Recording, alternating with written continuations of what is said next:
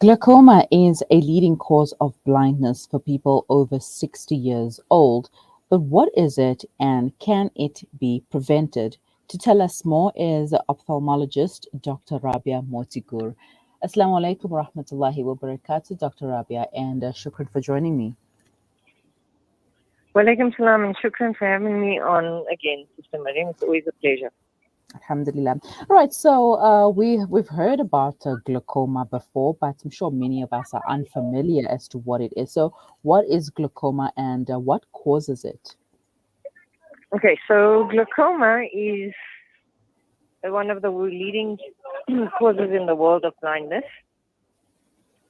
And it is a chronic condition, sort of like your diabetes, which means that as you get it, your treatment is always going to be chronic, and you need to use your treatment daily to prevent progression of this disease. The causes range. A lot of the time, there is a little bit of a hereditary component. Mm-hmm. In some patients, it just happens without any known cause. There are different types of glaucoma, but that's quite, it's sort of for us, the ophthalmologists, so we know in which ways to treat it. And then the treatments vary from medical to surgical. There's not much one can do to prevent it if you have it. There aren't, if you have a family member who has it, then obviously you'd need to take your screening a bit more seriously.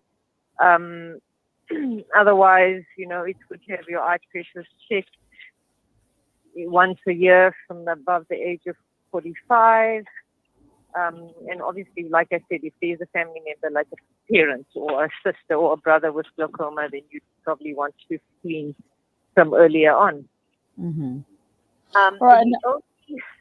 The only sort of factor that will cause the disease to people faster is smoking. So smoking doesn't cause glaucoma, but if you do have glaucoma, it would be advisable to stop smoking because it does increase the progression of the disease that you would already have. Mm-hmm.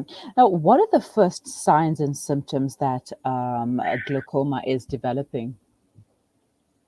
So one of the reasons that it's a leading cause of blindness is in most cases, the patients are unaware until the disease is very advanced. And the reason for that is it starts with knocking out a patient's visual field, which means your the extreme sides of your vision. And when the patient notices that their vision is gone, or they can't see the person next to them, or they can't see the car driving next to them, it's already in a very advanced stage. Mm-hmm. So in very rare cases, is pressure very high, and you will get symptoms such as, seeing a halo around the light, extreme headache, nausea. But in most cases, the pressure is not high enough to actually feel that. And that is why it's one of the most dangerous, sort of phenomenon, because the patient is unaware it's happening to them, which is why screening for this disease is so important. Mm-hmm. Now, earlier on, you were talking about the types of glaucoma. Can you please just elaborate a little bit on these types? Okay, just, simplistically, you Mm-hmm. get glaucoma depending on...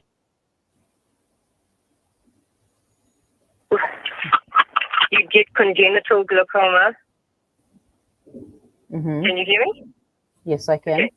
So we classify glaucoma according to the age and according to sort of the pathogenesis. So age would be congenital glaucoma, where a child is actually born with glaucoma. And that usually, obviously, the pediatrician would suspect it and then pass on to an ophthalmologist. You get infantile, congenital or infantile, and you're very young, under 2-year-old. Mm-hmm. And then you get childhood glaucoma, which is much actually rarer than the congenital infantile sort. And then obviously adult onset. So that's the first way that we classify it. And the second way is more, like I was saying, for the ophthalmologist in terms of the sort of what we see in the eye, whether it's due to a closed angle of the eye, or your glaucoma happens in an open angle, or whether the pressures are normal tension or high tension. So that's more for us, not really to do anything to do with the patient. And it's, a little bit complex to, I suppose, go into on this forum. Mm-hmm. All right. I have a question here. Someone would like to know, is a cataract and glaucoma the same thing? No, definitely not.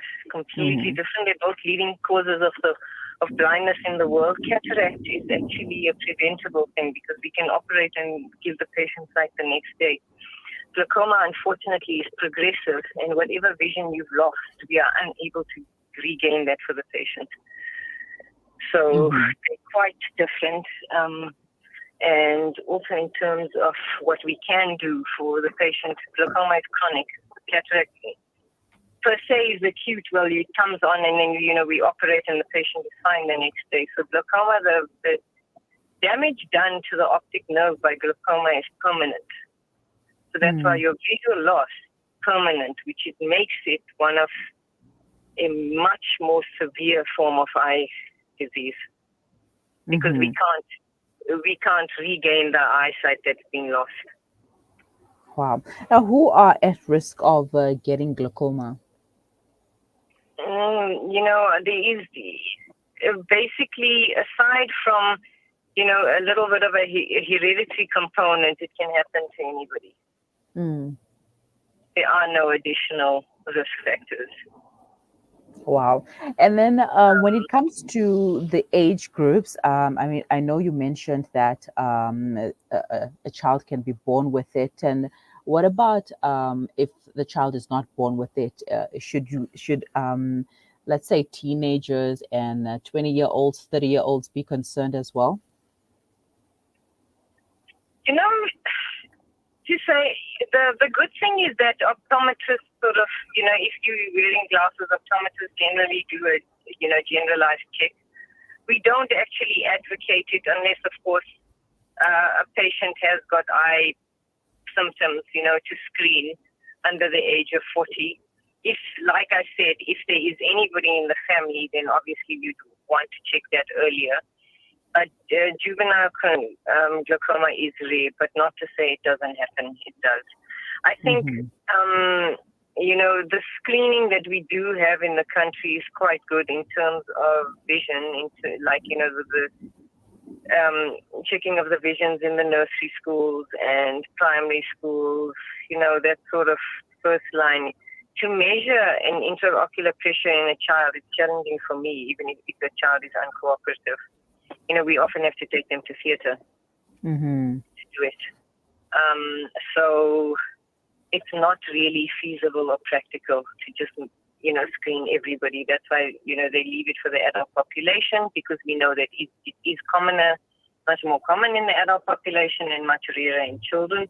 The infantile one is easier to pick up because your eye actually looks bigger than the normal size eye, and pediatricians are the first line of call for that. They do notice it and they send them to us. All right, definitely. All right, doctor, please stay with us. We're going to take a quick break, and when we return, let's talk about the diagnosis and the treatments involved. Sure.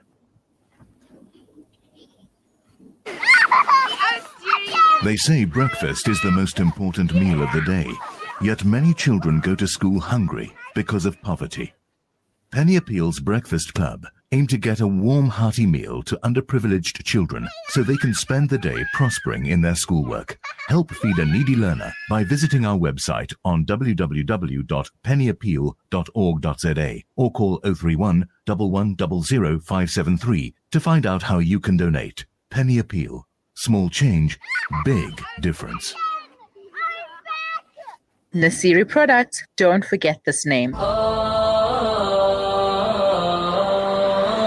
Nasiri Products is your one-stop health shop. Fresh dates directly from Medina Al Munawwara, available for Ramadan and all year long. We're also stockists of nuts, honey, figs, pure olive oil, oats mixed with dates and nuts, and other varieties of healthy food products in store. Contact us on 011 075 5770 or WhatsApp us on 073 565 9355. Visit our website at www.nasiriproduct.co.za. We are located in Fordsburg, 1792 Albertina Sisulu Road, opposite Shan Spices. Nasiri Products. With up to 97% of Gaza's water supply unfit for human consumption, desalinated water is the only hope to avoid catastrophe. The Al-Imdad Foundation has been operating desalination plants and delivering safe water in the Gaza Strip since 2014. Help us continue providing clean, safe drinking water in Gaza by donating your lila or sadaqah today. Visit alimdad.com or call 0861 786 243 for more information. Shimmer, sparkle, captivate. Nothing less than a masterpiece. Droplets of gold inspires precious design. Platinum bursts with intricate freshness, and every pure diamond becomes more than just a girl's best friend. Voda Gold Gem Jewelers, where timeless dreams become a reality. Come to us. We tailor-make designer gold, platinum, and diamond jewelry. Trade in or remodel your old gold. Clad yourself with classy name-branded watches. We offer insurance valuation and freezer card calculation. Visit us at 534 Ridge Road, Overport, or call 031 208 9142. Voda Gold Gem Jewelers, manufacturers of fine gold and diamond jewelry. Breaking stereotypes, moving boundaries, joining hands. Salam Media.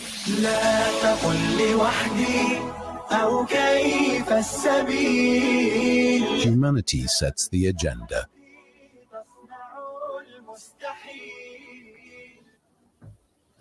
According to the South African Glaucoma Society, 50% of people don't even know they have the disease. This percentage can go up to 90% in developing countries. Many people believe that blindness is not preventable and just a part of normal aging. Programs that target blindness and conditions that cause it can change not only the lives of individuals, but also the country as a whole. We are talking about glaucoma with Dr. Rabia Moti-Ghoor, and if you have any questions, you may leave them in the comment section, or you can send them to us on WhatsApp. The number is 061 766 0355. Dr. Rabia, shukran for staying on the line now. How is glaucoma diagnosed and treated?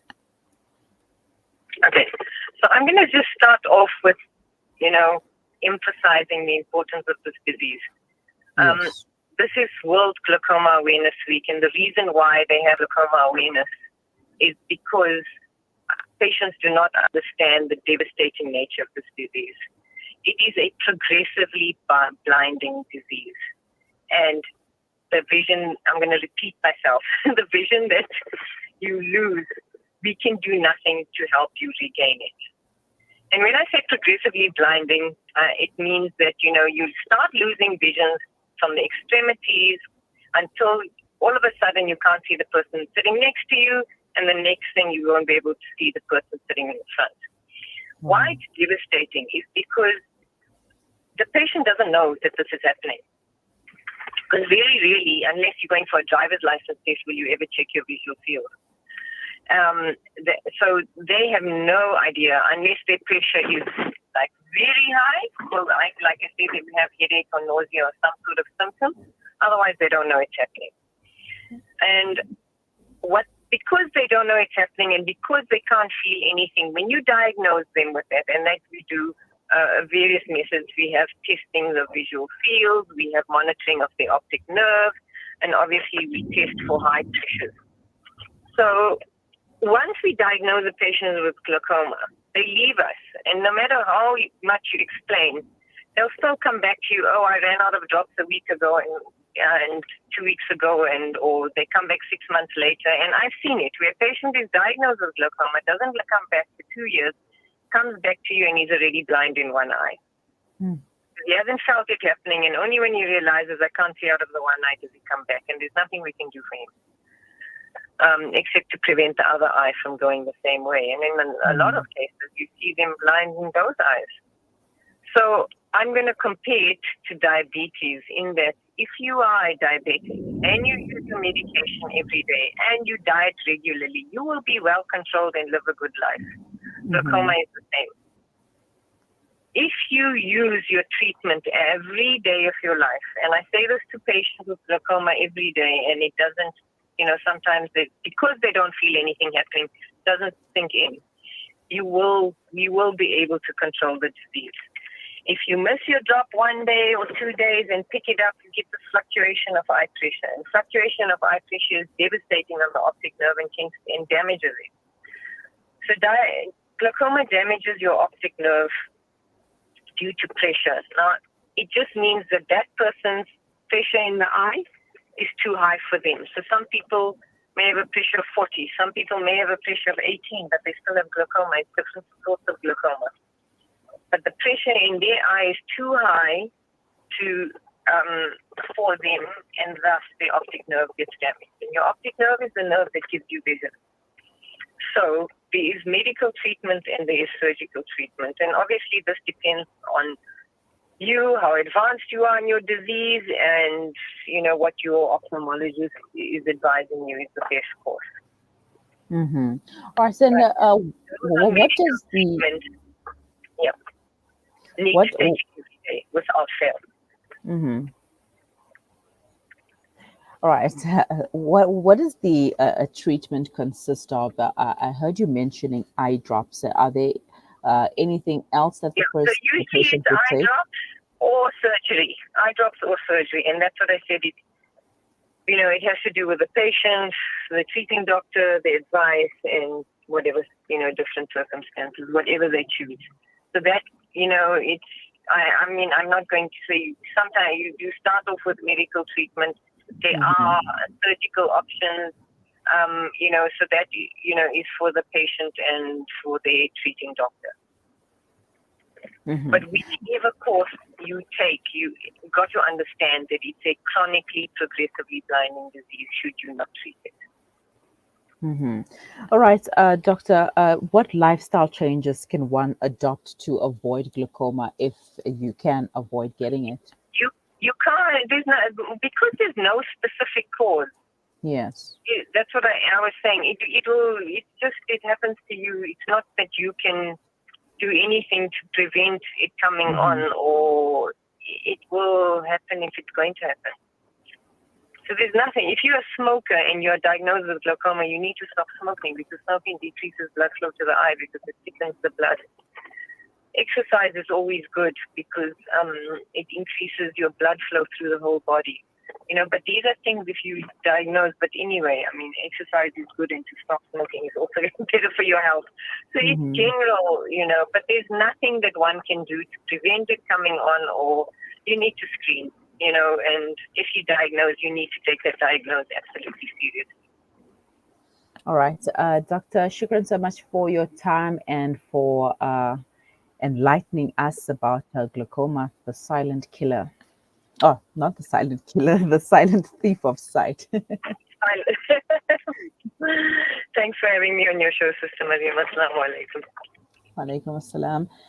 Dr. Rabia Moti-Ghoor, an ophthalmologist, taking us through glaucoma. Glaucoma is known as the silent thief of sight because patients can lose their outermost vision over time with no other symptoms. Due to the chronic nature of the disease, sight is stolen bit by bit, and by the time you realize it, you may already have significant loss of vision. Now, just because you have good eyesight, that does not mean that you cannot get a glaucoma. In fact, that is a myth. People with good vision, most types of glaucoma will not have any symptoms, and people with good vision may not notice any symptoms until late stages, which is why glaucoma is called the silent thief of sight.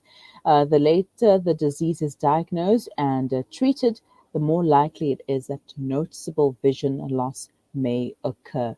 So I can't tell you to go to your ophthalmologist and check if you have glaucoma, but do visit for your yearly screening from the age of 40 years.